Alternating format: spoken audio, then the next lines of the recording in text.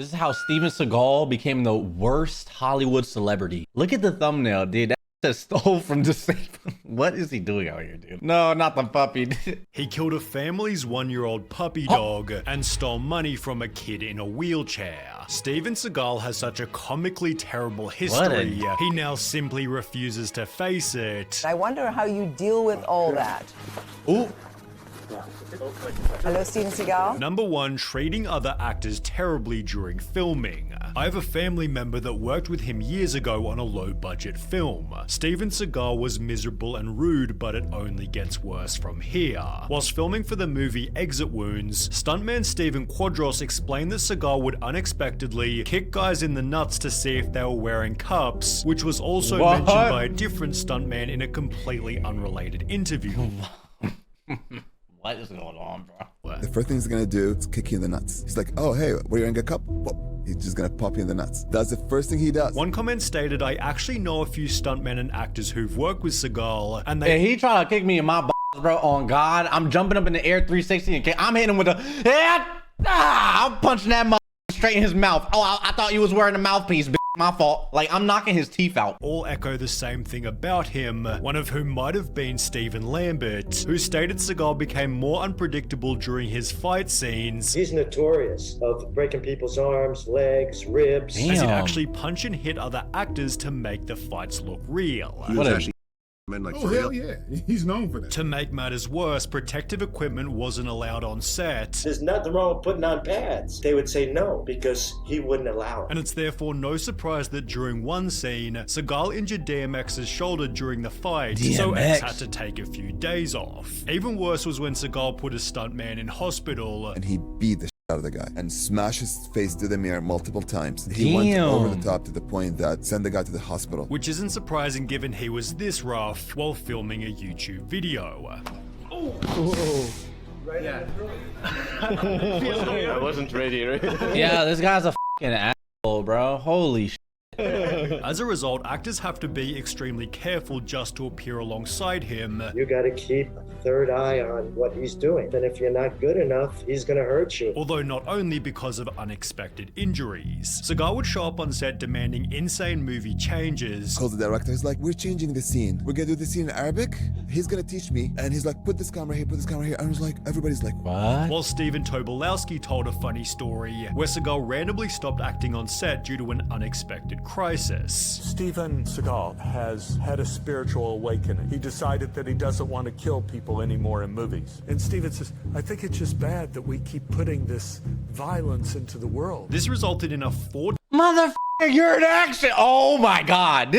Who is this guy, $14 dude? million lawsuit claiming that Seagal not only regularly showed up late and left early, but also made regular unauthorized changes to the script and dialogue, which could result in the loss of millions of dollars because parts of the film's plot that were promised now cannot be delivered to the film buyers. Seagal was sued for another $60 million after repeating his actions on 4 other sets, justifying his lack of effort with the worst excuse you'll ever hear. Seagal backed out because his Buddhist guru known as Mukara said the films would create bad karma, perhaps because Seagal's also been exposed for exaggerating his skills as a fighter. Steven Seagal is in fact a black belt martial artist, however— Dude, get the f out of here. This is like, is this guy alright? Bro, what the f? How much do I gotta pay for someone to film me while I just play pretend f***ing martial arts? Like, what the f is going on here? his martial art of choice, Aikido, has been heavily It reminds me, hold on, you know what this is? It reminds me of this guy.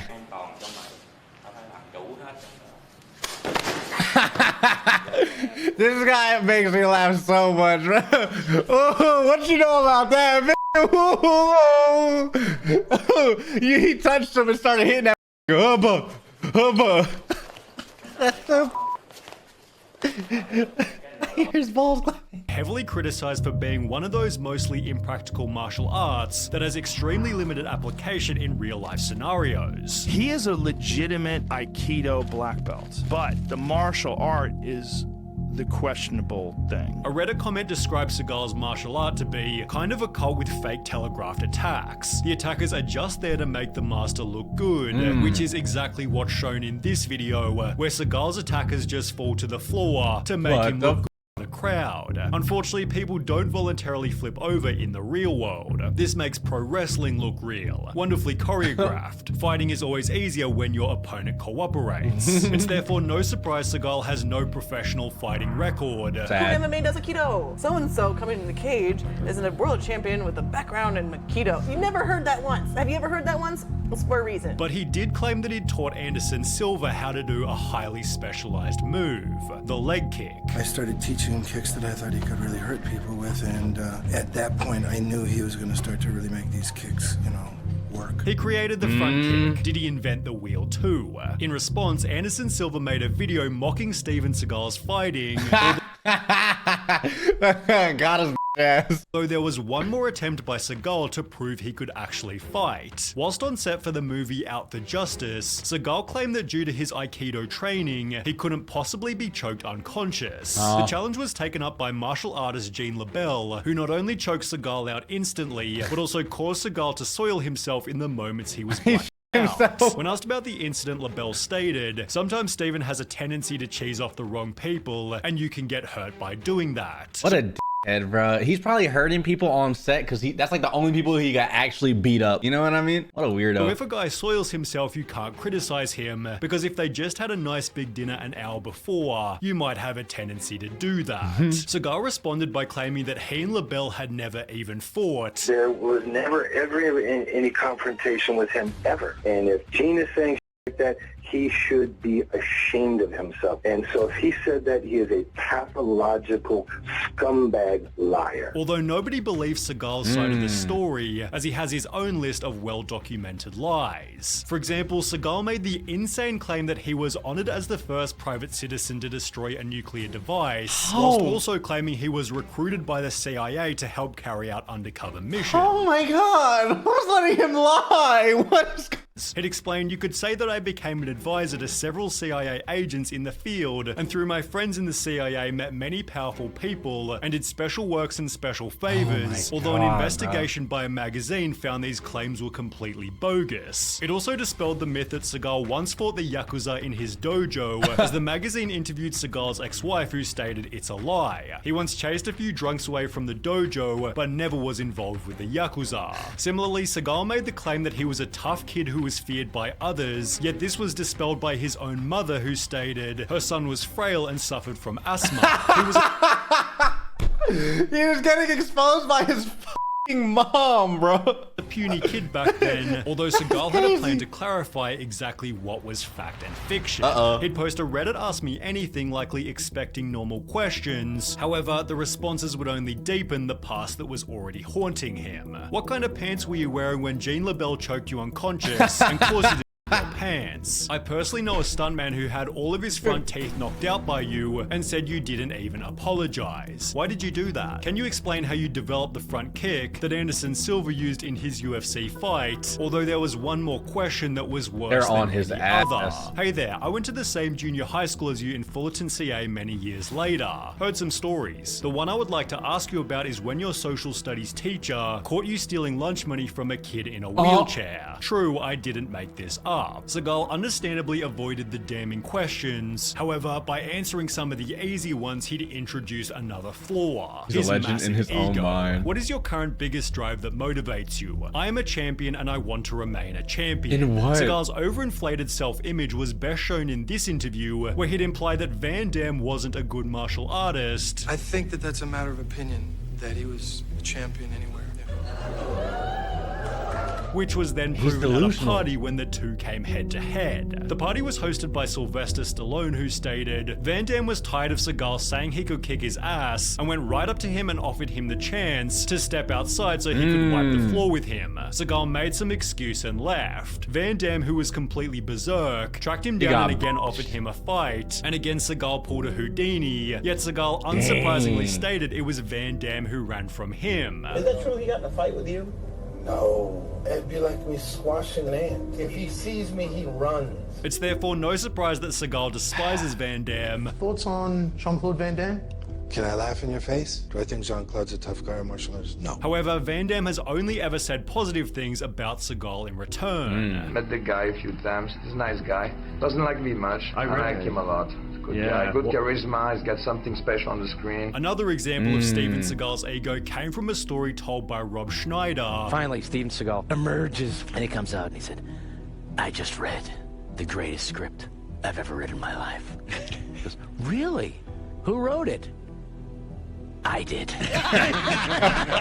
Which only becomes funnier once you realize that said best script ever was for his terrible performance on Saturday Night Live. Listen to me carefully. I don't want you to talk about anything to me anymore. I don't want you to say my name anymore. With atrocious lines such as that one, it's no surprise a long-term SNL employee called Seagal. Worst host by lapped every bad host. However, Seagal's hosting of another show somehow ended even worse. Oh, no. In 2009, Seagal told the LA Times he'd apparently been a policeman for more than 20 years, proving this by showing a black and white photo of him raising his right hand in what looks like a swearing-in ceremony, creating the impression it was taken when he first joined the department. What the f*** that is happening? Dude, this guy's insane. At closer inspection, however, it appears the photo was taken 20 years and at least 20 pounds after the fact, casting doubt on whether Seagal had ever been part of the force. Regardless, this led Seagal to create a show called Lawman, where he and his crew went around apprehending criminals, often done with excessive force to make for enjoyable viewing. Well, in one episode, Seagal attempts to break up an illegal cockfighting operation by raiding a house with a tank with the goal of freeing animals. Animal cruelty is one of my pet peeves. However, after doing so, the property's owner Jesus Sanchez Uvera quickly filed a $100,000 lawsuit which claims that more than 100 prize chickens being bred for show were killed by Seagal and his colleagues. An 11-month-old puppy was also shot and killed during the early morning raid. Seagal responded by stating, I've been called a lot of things in my career, some of them not so kind, but to be labeled an animal is beyond the pale, and that is simply a role I will not accept. While another policeman stated if my deputies, or Posseman Seagal for that matter, had done something so awful like shooting a family dog, then where are the photos to prove it? It seemed for the first time ever Seagal wasn't actually lying. However, there was one more lawsuit that would end the show completely. In mid-2010, Steven Seagal was sued for sex trafficking, which became one of so many different allegations, it's genuinely difficult to count them all.